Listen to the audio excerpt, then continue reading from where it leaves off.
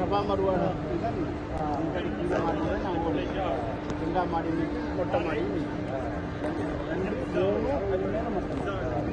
நாங்கள் ஓடிங்க அங்கே செய்கிற நேரம் நாங்கள் தவாப் செய்கிறது வந்து ஒரு சிலப்பு அது நிலம் இல்லை அது கீழே 10 அடி கீழே தான் நிலம் மீக்கு அங்கே தான் ஜம்ஜம் கிணறு எல்லாம் மீக்கு அடியில் அப்படி எல்லாம் மீக்கிறப்ப அது முந்தி வந்து இந்த ஹஜிர் அஸ்வத கல் நீக்கிற மூளைக்கும் நாங்கள் ரப்பநாத்தினா பித்துணியா ஓதுறோமே அதுக்கும் யமானி மூளைக்கும் இடையில ஒரு படிப்பேலி எல்லாம் வச்சு கீழுக்கு இறங்குறதுக்கு இல்லை இறங்கி எல்லாருக்கும் ஆம்பளைக்கு வேறு பொம்பளைக்கு வேறு தண்ணி குடிச்சிட்டு வரதுக்கு நாங்கள் தவாஃபு முடிச்சா அதுக்குள்ளே போய்ட்டு தண்ணி குடிச்சிட்டு தான் வர வேண்டிய இப்போ அந்த எல்லாம் க்ரௌட் ஆகிக்கிறதுனால செய்யலாது தவாஃபில் இடையூறாகுன்றதுனால அதெல்லாம் மூடி விட்டாங்க. மூடி இடத்துக்கு கீழே அப்படியே இருக்குது. ஸ்லப்பை வெட்டி செஞ்சிருக்க மூடி அதெல்லாம் தண்ணி வாங்க தான் நீச்சல் கிணறு காபத்துல்லாவிலேருந்து 20 மீட்டருக்கு இங்கே லைக்கு காபத்துல்லாவிலேருந்து 20 மீ இப்போ இந்த தாப்பை வந்து காபத்துல்லாண்டால் சரியா 20 மீட்டருக்கு தான் கிணறு இருக்கு. அண்டர் கிரவுண்டில் இறங்கி முந்தியெல்லாம் பார்க்க இருக்கு. இன்னும் மீக்கிற ரோட் மூடி வச்சுட்டாங்க. அப்போ இது சஃபா மருவாயில் தொங்கோட்டை மோடி தான் ஹாஜர் அல் இஸ்லாம் அங்கே புள்ள வச்சுட்டு வந்த நேரம் புள்ள கால் அடிக்கிறதுனால இஸ்மாயில் இஸ்லாம் கால் அடிக்கிறதுனால வந்துட்டு தான் அது ஒன்று. ரெண்டாவது இந்த பேலஸ் இது வந்து கிங் பேலஸ் கட்டிக்கிற மலை. இந்த மலையோட பேரே சஃபா மலை. இன்னொரு மலை இன்னொரு பேர் கேள்வி இந்த இது முத்துஹான் சொல்றேன் அதிசயம் வாரத்தை. இன்னொன்று இருக்குது அபு குபைஸ் புத்துஹா இந்த சஃபா இந்த மூணும் இந்த மலையோட பேருகள். அப்போ சஃபா மலை வந்து ஹரத்தோட ஜாயிண்ட் ஆயிருந்தது. மலைக்கும் ஹரத்துக்கும் இடையில இப்போ நாங்கள் வந்து இந்த அகலமில்லாத ஒரு பகுதியால் தானே வந்தோம். இங்கே இந்த மாதிரி கான்கிரீட் போட்டு இங்கே ஹரம் இதை வந்து வெட்டி தான் எடுத்துக்கிய மலையை வெட்டி தான் இந்த ரோட் அமைச்சிருக்கேன் ஹரத்துக்கு வழியால் போகிறதுக்கு வரது. மற்றபடிக்கு எல்லாம் ஜாயிண்டாக இருந்தது ஒரு காலத்தில். அதை வேற ஆக்கிக்கிறாங்க. இந்த சஃபா மலை விசேஷமான மலை. இதில் தான் இந்த மலை அடிவாரத்தில் தான் இஸ்லாமிய வரலாறுல முதலாவது இஸ்லாத்தை பற்றி பரப்புறதுக்குன்ற ஒரு இடமண்டு உருவாக்கினாங்க ரசூலுல்லாஹ்வோட காலத்தில். தாருல் அர்க்கம் சொல்லி அர்க்கம் இப்படி தாருல் அர்க்கம் அவங்களோட வீட்டில் தான் இஸ்லாத்தை பற்றி ரகசியமாக பேசி மக்கள் இஸ்லாத்துக்கு எடுக்கிற வேலைகள் எல்லாம் நடந்தது. இந்த மலையடிவாரத்தில் தான் அந்த வேலையும் இருந்தது, அந்த இடமும் இருந்தது. தாருல் அர்க்கம் எல்லாம் அவங்களோட வீடு. அதே நேரம் தாருல் நதுவான்ற ஒரு இயக்கம், தாருல் நதுவான்ற ஒரு இந்த என்ன சொல்கிற சென்டர்னு சொல்லி தாவா சென்டர் மாதிரி தாருல் நதுவான்ற இடமும் இந்த மலையடிவாரத்தில் தான் இருந்தது. இப்போ இந்த மலையில்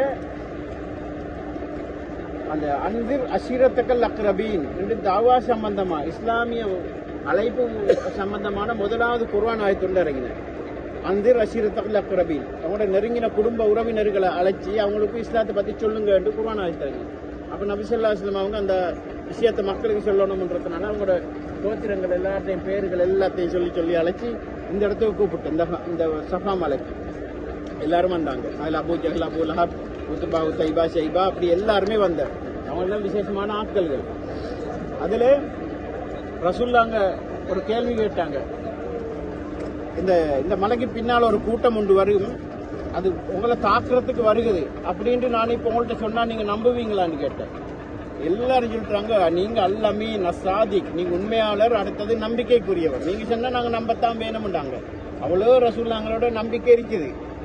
அப்போ நான் சொல்றது நீங்கள் நம்புங்க, நான் ஒரு நபியா அனுப்பப்பட்டிருக்கிறேன், இப்போ எனக்கு நபித்துவம் கிடைச்சிருக்குது, அச்சமூட்டி எச்சரிக்கை செய்யணும், நரகத்தை விட்டவங்களை பாதுகாக்கணும், சொர்க்கத்துக்கு உங்களை எல்லாரும் நீங்கள் போகிறதுக்குள்ள ஏற்பாடு செய்யணும், அல்லாஹ் ஒத்தனை மட்டும்தான் நம்பி உலகத்தில் வாழணும், அடுத்த சிறுக்கு வைக்கிற விஷயங்கள்லேருந்து நீங்கள் இந்த மாதிரியான ஒரு பயான் ஒன்றை ரசூலுல்லாஹ் பண்ணுற நேரம் அபூ லஹப் எழும்பி தப்பல்லக்கையா முஹம்மத், நீ முகம்மதே நீ நாசமா போன்னு சொல்லி போட்டு பதுவா செஞ்சா. இதுக்கா எங்களை வர சென்னை படத்துக்கு இப்போ எல்லாரும் கூப்பிடுற பெரிய பயம் பண்ணி வந்துட்டார். அது இது அந்த மாதிரி ஒரு விஷயம் தான் இவட்ட நடந்த. ரசூலுல்லாஹ் பெரிசா கூப்பிட்டு போட்டு சொல்ற விஷயம் என்னன்னு சொன்னா, நீங்க எல்லாம் இஸ்லாத்துக்கு வாங்க, உங்களோட விஷயங்கள் மார்க்கத்தை விடுங்கன்ற அந்த செய்தியை வருகை வீட்டில் அதை வச்சு பார்க்குற நேரங்களில் எல்லாருக்கும் அவங்களுக்கு கொஞ்சம் சூடாகி அப்போ அபூ லஹப் எழும்பி சொன்னா தப்பல்லக்கையா முகம்மது, முகமதே நீ நாசமா போவா, இதுக்கா எங்களை அலிஹாதா தாவுத்தனா வலிஹாதா ஜமாத்தனா இந்த ஒன்று சேர்த்துன விஷயங்களும் எல்லாரையும் ஒன்றுக்கு வர சொன்னன்ற விஷயம் இதுக்காக வேண்டியாண்டு கேட்டு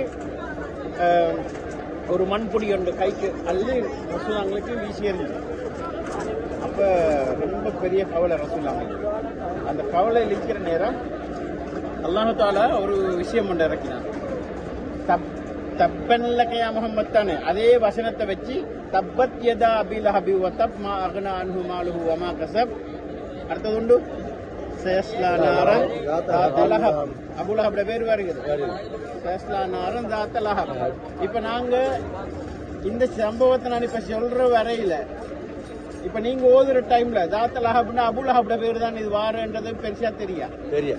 அபூ லஹப்னு வந்தா தெரியும், தாத்த லஹப்னு வந்தா தெரியாதே.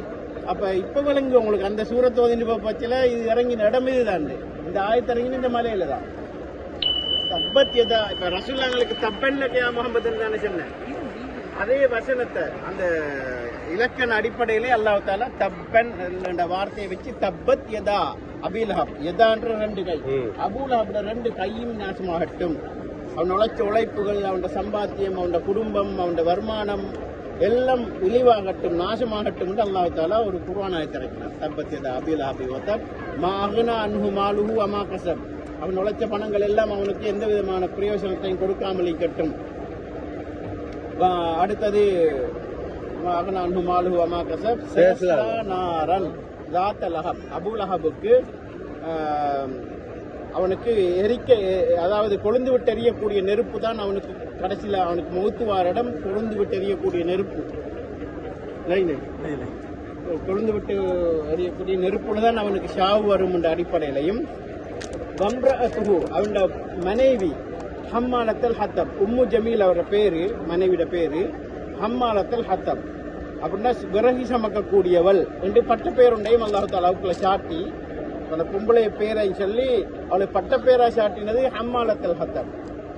விறகு சுமந்துட்டு வர காட்டுக்கு போய்த்து உடைச்சி தோல்ல அது மாதிரி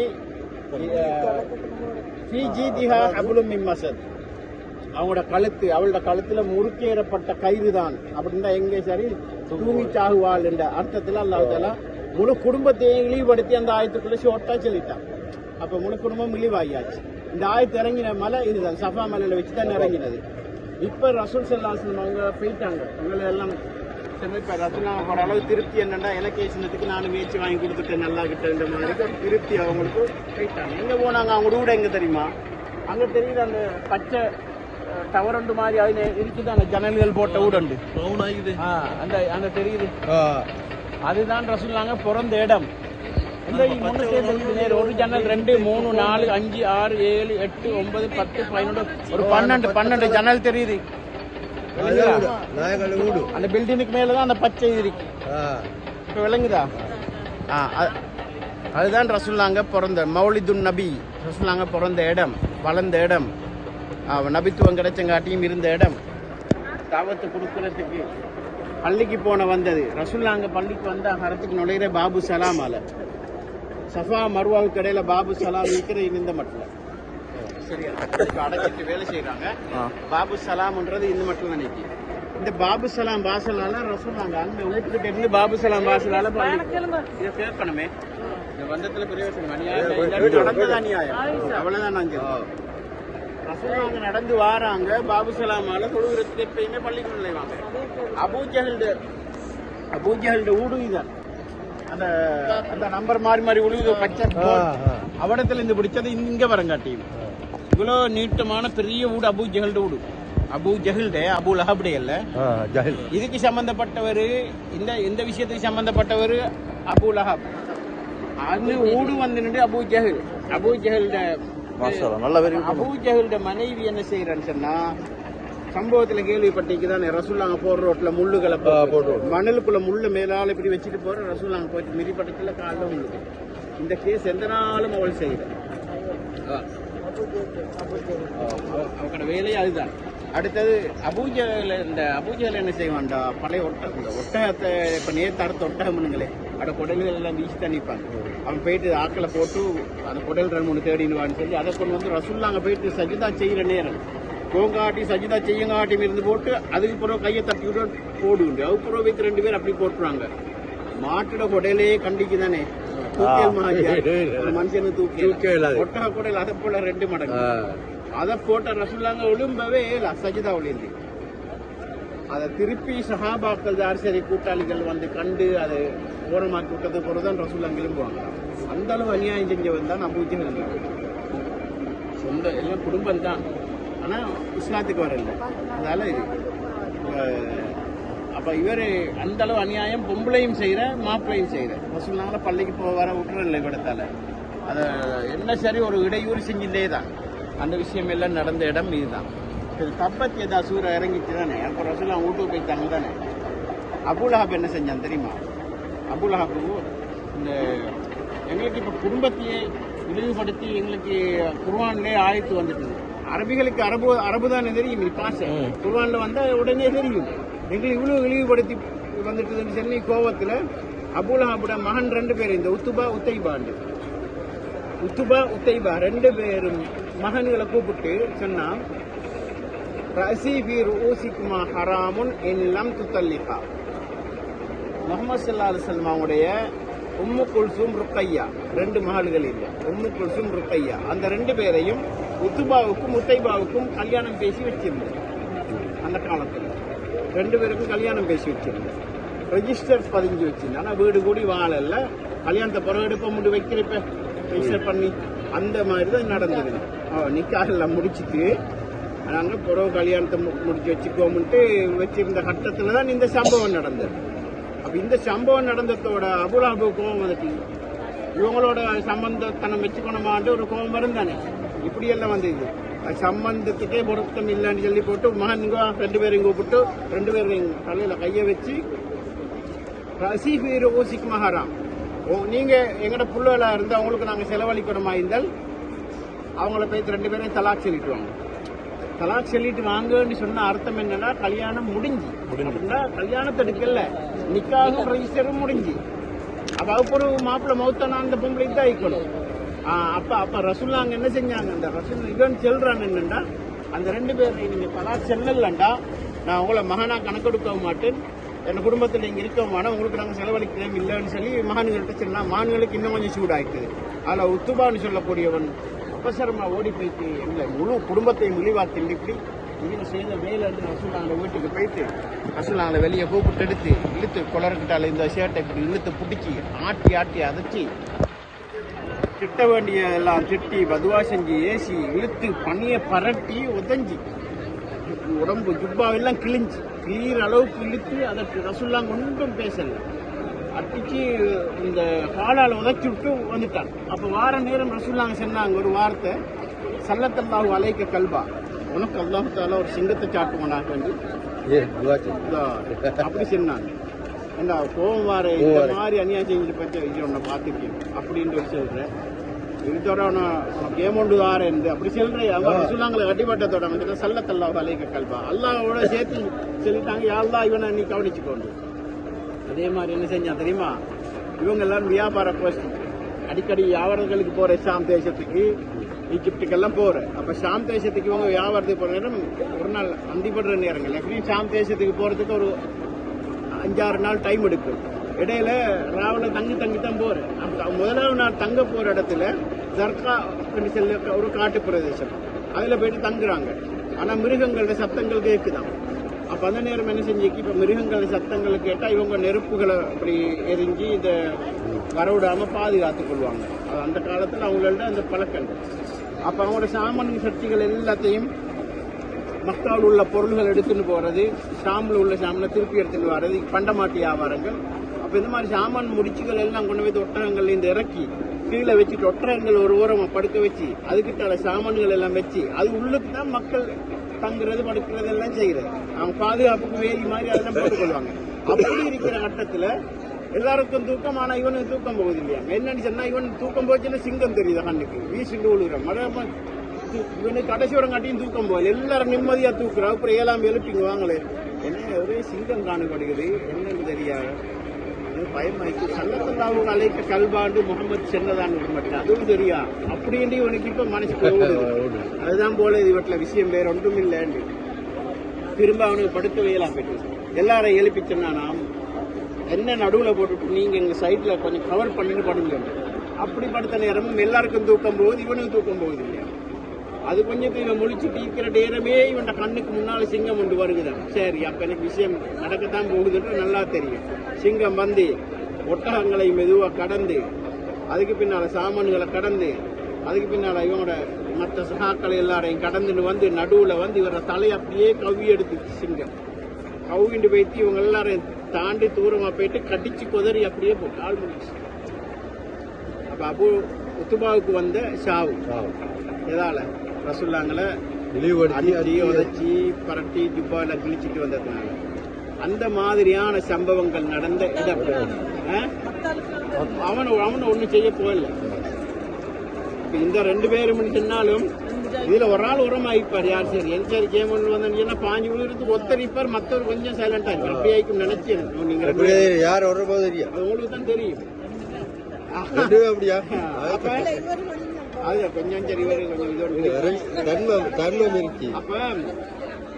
அப்ப அப்படி தான் இது நடந்தது. இப்ப நீங்க தப்பத்தியதா சூரா ஓதத்துல தக்பீர் கட்டிண்டு உங்களுக்கு இங்க நினைவு வருமா வராதா? இவட நினைவு வரும், இந்த சம்பவம் நினைவு வரும். அதுதான் குர்ஆன் ஆயத்துண்டருக்கு சபபு நுசூல் இருக்கு, இறங்கின காரணம் இருக்கு. எதுக்காக இறங்கினேன் குர்ஆன் முழுவதுக்குமே இறங்கினதுக்கு காரணம் இருக்கு. இப்ப தப்பத்தியதா சூரா ஓத போச்சுல இவட நினைவு வரும், இந்த சம்பவம் நினைவாரு. அவருக்கு அப்ப கொஞ்சம் ஒரு இஹ்லாஸ் கொண்டுவாரு, தொழுகையில ஒரு பக்குவம் வார், அப்படி எல்லாம் மீக்கி அபூஜஹல் ஊடுன்றதுக்கு அபூஜஹல் கட்டி இருந்த ஊடு அந்த நேரம் இதை ரசூலுல்லாஹ்ங்கட ஒரு ஆசை உண்டு. இந்த இவிடத்தை இழிவான ஒரு நிலைமையில ஆக்கணும். இந்த சும்ம ரதத்னாஹு அஸ்ஃபல சாஃபிலீன், இவங்களை இழிவிலையும் இழிவானவர்களாக ஆக்கணும். அப்ப அது மாதிரிதான் இவ்விடத்தில் அல்லாஹ் தஆலா அந்த அபூஜஹலை இழிவாக்கணும்ன்ற நோக்கத்துல தான் அவர்கிட்ட டொய்லெட்டாகவே அமைச்சு வச்சு அந்த காலத்துலேருந்து இன்றைக்கு வரங்காட்டியும் ஒரு டொய்லெட் அது கிட்டத்தட்ட 500க்கும் மேல டொய்லெட் நீக்காது. 2 மாடி கீழுக்கு மேலுக்கெல்லாம் நீக்குது. இதுதான் மரத்துக்கிட்ட உள்ள முதலாவது டொய்லெட். 2வது அங்க முன்னாள் அங்கலைக்க டொய்லெட். இந்த 2 மட்டும்தான் மரத்துக்கு பெரிய டொய்லெட்டுகள். அப்ப இது இந்த புறம் 12 அதிகமாக சஹாபாக்கள் இந்த ஊடுகள் அங்கே மலையிலிருந்து இந்த மலைக்கு தானே இதுக்குலாம் உடைச்சி ரோட்டில் போட்டு மொத்தமாக உடைச்சி இடத்த பெருசாக்குறாங்க. இது இப்போ வருஷக்கணக்கில் இது நடந்து நிற்குது.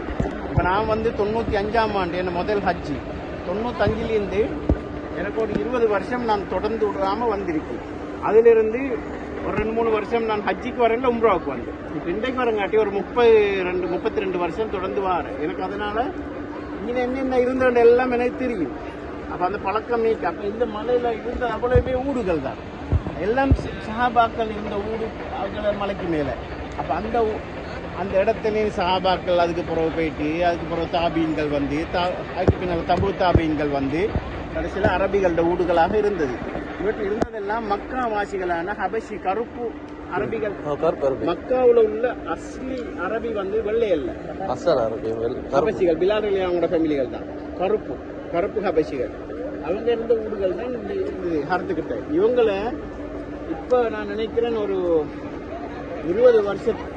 15-20 வருஷத்துக்குள்ள இவங்க எல்லாருக்கும் பெரியோர் அமௌண்ட் கொடுத்து அழகான ஊடுகள் தூரத்தில் கட்டி அந்த வீட்டை இவங்களுக்கு கொடுத்து அந்த கரண்ட் பில், லைட் பில், மாசம் செலவு, அந்த அவங்களுக்கு சாப்பிட செலவு எல்லாம் கொடுத்து இந்த ஃபேமிலிகள் அப்படியே கொண்டு போய் தூரமாக்கி வச்சிருக்கிறேன்.